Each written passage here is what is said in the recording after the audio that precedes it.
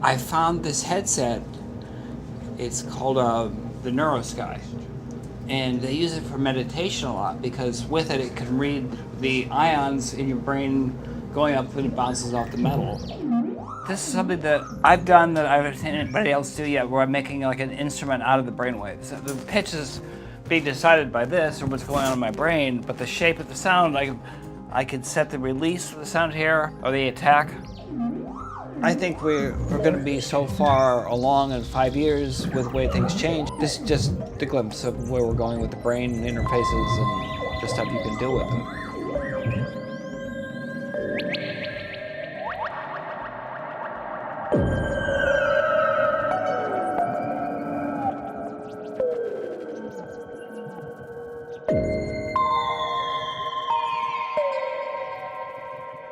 Johnny Turpin is a computer engineer. He made a software called Maxwell that controls lasers, and he's doing laser art. He's also a musician.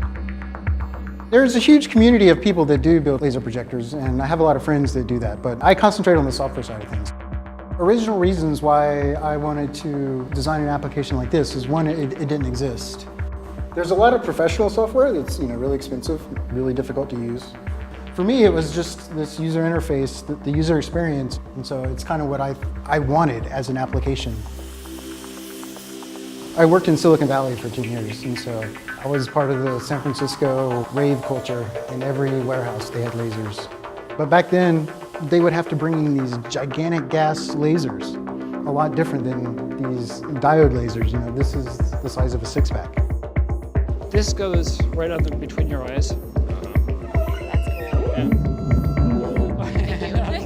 The history of music and machinery is sort of as old as machinery itself.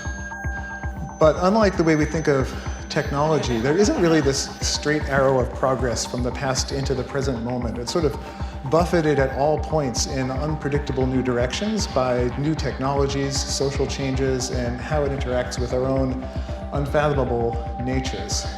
I grew up reading science fiction. When you grow up and you start living in the real world, you still want to find that same kind of sense of extraordinary possibilities and boundlessness. And people working in technology, I think a lot of them are coming from that same place, just sort of emotionally or philosophically. Should I worry about my eyes over here? Yes. All of us were fascinated by this boundary between there's right now and there's the near future. And there's your intuitive sense that there are things out there that are possible. I think we're at the beginning of what can be done with this, and it's just to get a glimpse of the technology that we have coming, and let's go.